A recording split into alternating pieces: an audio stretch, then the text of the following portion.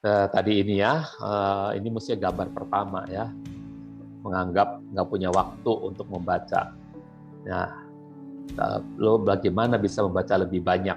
Nanti saya akan cari ini di Gilang Agustiar, gimana bisa membaca lebih banyak. Apakah dia mengajarkan juga photo reading? Ya, saya nggak tahu.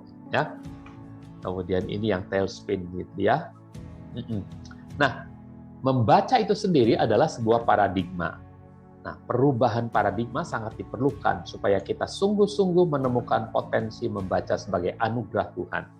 Sama seperti pula keinginan kita untuk memanfaatkan peningkatan kapasitas otak. Diharapkan dapat meningkatkan kemampuan kita untuk mempersilahkan Tuhan memakai kita hingga potensi tertinggi kita.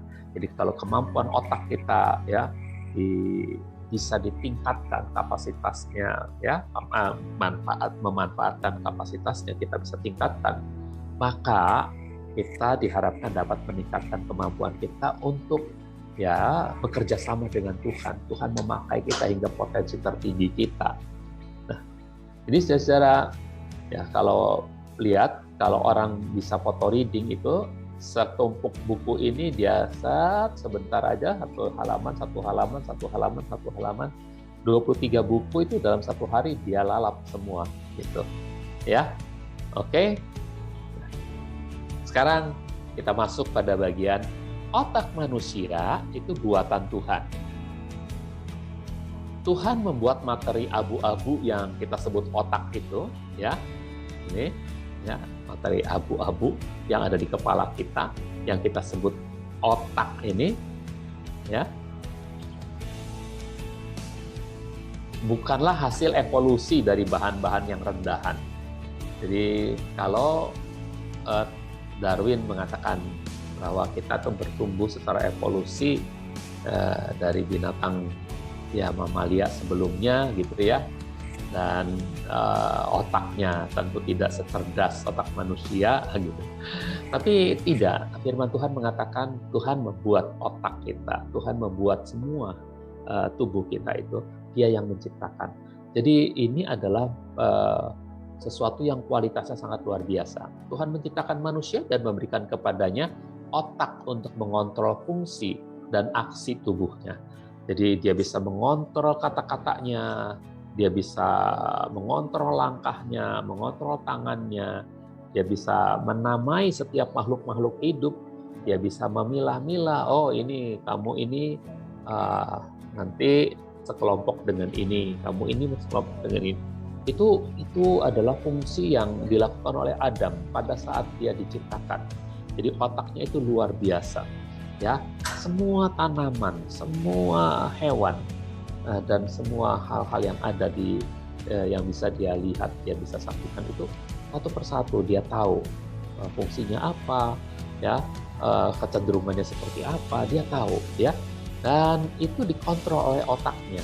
Otak manusia sejatinya lebih powerful daripada komputer yang paling powerful. Kita pikir komputer itu udah powerful banget gitu ya, robot itu powerful banget ya, bisa ngalahin manusia main catur. Tapi karena manusia belum memanfaatkan sepenuhnya, si pecatur itu tidak memanfaatkan sepenuhnya. Seandainya si pecatur itu memanfaatkan sepenuhnya, ya artinya dia bisa photo reading, dia bisa menganalisis dengan sangat jelas. Jadi ini semuanya ada rekamannya, tinggal dia panggil lagi, maka dia akan tahu.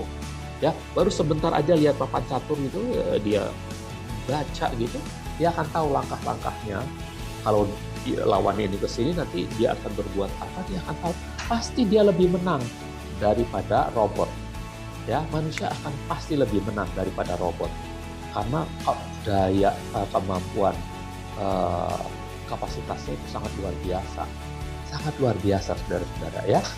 Jadi yuk coba nanti kita akan tiba pada pernyataan ya. Manusia pertama, sorry ini kok chat apa tuh? Resume share itu nggak mengganggu ya. Oke, manusia pertama Adam punya otak yang telah didesain Tuhan dan dibangun olehnya. Otaknya itu sempurna, tanpa celah. atau salah dan tidak berisi polusi pikiran ataupun keadaan berdosa. Nah, dalam keadaan sempurna tanpa dosa, Adam dapat berjalan dan bercakap-cakap dengan Tuhan. Mengagumkan, bukan? Saudara, bayangkan dengan bahasa apa Adam berbahasa dengan Tuhan. Bisa dibayangkan nggak, saudara? Rasanya bahasanya, kalau Tuhan ngomong sama kita sekarang, kita nggak bisa nangkep, saudara. Tapi kemampuan otak Adam pada waktu belum berdosa itu, dia bisa nangkap loh bahasanya Tuhan itu. Dia bisa nangkap, dia bisa berbicara dengan Tuhan. Nah itu kehebatan otaknya Adam itu, saudara ya. Dalam keadaan sempurna tanpa dosa, Adam dapat berjalan dan bercakap-cakap dengan Tuhan. Mengagumkan, bukan? Tak ada hambatan antara Tuhan dengan Adam karena belum ada dosa. Oke? Jadi Adam ini kemampuan otaknya luar biasa. Adam itu bisa menerima pesan dari Tuhan, dia bisa memahaminya secara verbal apa yang Tuhan katakan maupun secara isyarat apa yang Tuhan sampaikan ataupun apa yang dia lihat dari mimiknya Tuhan, dia bisa langsung nangkap, dia bisa langsung bisa mengindra, dia langsung bisa tahu apa maunya Tuhan gitu ya. Nah, itu adalah kemampuan otaknya luar biasa. Tapi dalam Yakobus 1 ayat 15 dikatakan, selanjutnya keinginan yang telah mengandung itu melahirkan dosa. Dan dosa itu digenapkan, dosa yang digenapkan melahirkan kematian.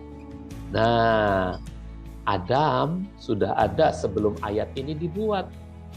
Jadi sebelum ayat tentang keinginan itu bisa menjadikan manusia berdosa dan dosa itu bisa menjadikan manusia mati, itu Adam tuh sudah ada. Adam tuh sudah ada dengan otak yang tidak bisa, otak yang punya kemampuan yang sangat luar biasa gitu ya. Pikirannya tanpa cacat, bebas dari keraguan dan sempurna. Ini orangnya sempurna ya, ini kebanyakan Y ya. Bebas dari keraguan dan sempurna. Sebuah pikiran yang tidak pernah memanjakan pikiran dosa. Dalam keadaan pikiran dan tubuh seperti itu, Adam menikmati persekutuan terbuka dengan Tuhan.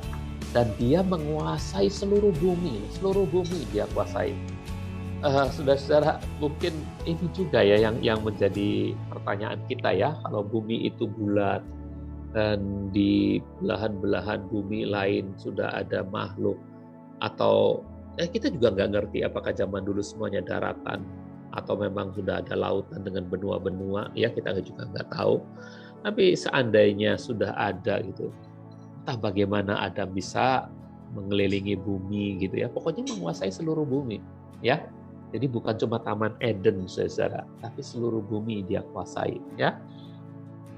Oke. Di taman itu, oke lah, inilah kemampuan yang sangat luar biasa. Nah, dalam keadaan sempurna ini tidak ada jurang antara Adam dan Tuhan, dan tidak ada malaikat yang menjaga pintu gerbang Taman Eden untuk melarang Adam masuk. Namun hal itu tiba-tiba berubah semuanya tatkala Adam memanjakan nafsunya yang kemudian membawa dosa, dan dosa memisahkan dia dari Tuhan serta membawa kematian kepadanya. Jadi waktu dia memanjakan keinginannya, terjadilah hal semacam ini. Dia diusir dari Taman Eden. Pikiran adalah arena di mana peperangan terjadi, lalu menang atau kalah. Nah, tapi keduanya, Adam maupun Hawa, ternyata kalah. Dia tuh punya pikiran yang sempurna sebetulnya. Sebetulnya dia bisa mengindra. Kalau iblis itu perkataannya pasti salah, pasti gak cocok sama maunya Tuhan gitu. Tapi karena Hawa sudah terpengaruh lebih dulu melihat bahwa buah itu kok dipikirnya enak, mendatangkan kenikmatan, akhirnya dan dia dengarkan suara iblis bahwa ini Tuhan tuh nutup-nutup, kalau kamu makan itu pasti kamu akan jadi seperti Tuhan. Mungkin Hawa terpengaruh di sana, dan keinginannya untuk jadi seperti Tuhan itulah yang menjatuhkan dia. Ya, keduanya Adam maupun Hawa ternyata kalah, dan akibatnya ya kita manusia mewarisi kejatuhan dan sifat alamiah yang rusak dari mereka. Ya, jadi kunci utama iblis membuat manusia jatuh ke dalam dosa yaitu melalui pikiran. Ya, dikasih pikiran. Oh, Allah, Tuhan itu tahu kalau kamu makan ini kamu akan jadi sama seperti Tuhan. Ya, jadi dimasukkan pikiran bahwa Tuhan punya agenda terselubung, ya. Ya. Jadi 2 Korintus 11 ayat 3 mengatakan, tapi aku takut kalau pikiran kamu disesatkan dari kesetiaan kamu yang sejati kepada Hamasyah, sama seperti Hawa diperdayakan oleh ular dengan kelicikannya. Jadi pikiran ini arena peperangan kita. Kita sudah lahir baru, pikiran kita sudah diperbarui walaupun belum sempurna, ya. Tapi hati-hati, pikiran kita itu bisa disesatkan, ya, dari kesetiaan kita kepada Hamasyah. Kalau iblis, ya, coba menyerang kita melalui pikiran dengan memberikan pikiran-pikiran kedagingan. Nah, saudara, kita masuk pada bagian berikutnya, ya, spiral menurun dari pikiran. Spiral menurun dari pikiran. Pikiran yang sempurna dan tidak terpolusi yang Adam miliki sebelum kejatuhan adalah sangat superior dibandingkan dengan pikiran yang rusak setelah kejatuhan manusia. Namun, pikiran manusia tetap powerful, ya. Sekalipun ada kejatuhan Adam, pikiran manusia tetap powerful, ya, walaupun tidak powerful sebelum kejatuhan, ya, tapi powerfulnya tetap ada. Itu sebabnya bagi kita yang ada sekarang, walaupun kita ada dalam alam dosa, gitu ya, kita itu, pikiran kita itu powerful. Bukan hanya orang yang sudah lahir baru, ya, yang belum lahir baru pun pikirannya powerful, gitu. Apa maksudnya begini, saudara? Ya, mari kita gali sebuah ayat yang menjelaskan lebih jauh tentang spiral menurun dari rusaknya pikiran manusia. Nah, ini spiral menurun, ya. Downward spiral, ya, spiral yang menurun, ya. Jadi itu ayatnya ada dalam Kejadian 11 ayat yang ke-6. Dan Yahweh berfirman, lihatlah bangsa ini satu, dan bahasa pun satu untuk semua mereka. Dan inilah permulaan mereka untuk bertindak. Nah, sekarang segala yang mereka mimpikan untuk melakukannya, tidak ada yang tidak terlaksana. Jadi kalau pada zaman Nimrod itu, mereka memimpikan membangun sebuah menara sampai ke langit, itu pasti terlaksana karena pikiran mereka itu powerful, ya. Mereka pasti bisa, ya. Ya, bayangkan Borobudur tuh, bisa nggak sih saudara pikirkan sekarang pakai pikiran saudara yang logis gitu, gimana ngangkut batunya ke bukit-bukit itu, batu gede-gede banget gitu, ya. Nah, gimana nyusunnya itu, ya, sampai ke atas batu-batu yang berat itu. Waktu itu kan belum ada alat ungkit seperti sekarang. Ada apa namanya? Ya, ada apa sih itu kalau yang yang di apa namanya, di sebuah bangunan tinggi itu ada alat, aduh namanya lupa lah, alat ungkit itu, ya. Nah, saudara, bisa nggak dibayangkan waktu itu bagaimana manusia mengangkut batu yang besar-besar itu sampai di puncak Borobudur misalnya, ya. Kemudian piramida atau susunan batu-batunya dibangun begitu rupa. Kok bisa, ya, kayak sebuah kotak kemudian dipapas gitu, padahal itu batu, dingin batu disusun sampai ke ujungnya secara piramida. Itu semua karena pikiran manusia itu memang luar biasa powerful.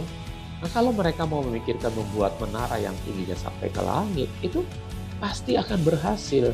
Makanya kemudian Tuhan Tuhan harus melawan kesombongan manusia itu, ya. Definisi Ibrani untuk kata mimpikan adalah merencana.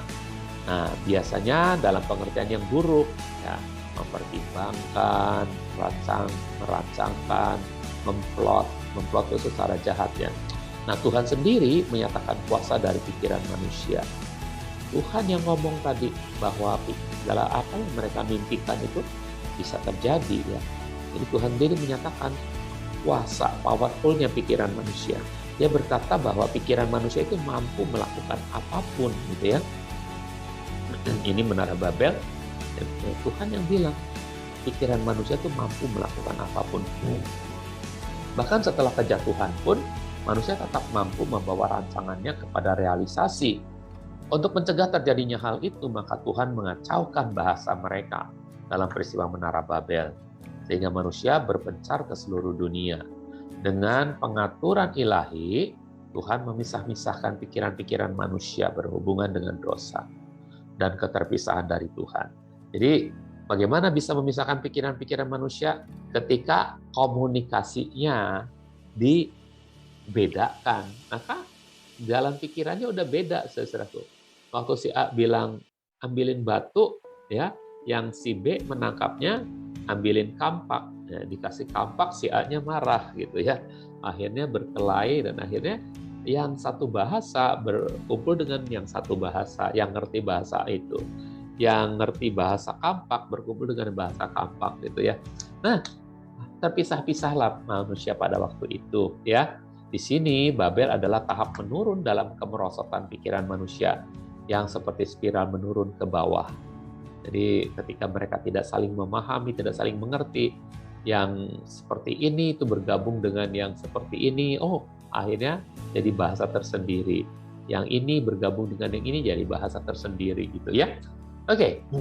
Sebagaimana dalam analogi pesawat udara tadi, dalam rangka membalikkan tailspin, kita harus mendorong tuas ke depan, menambah kecepatan untuk mendapatkan kecepatan yang cukup buat sayap-sayap memperoleh daya kontrol.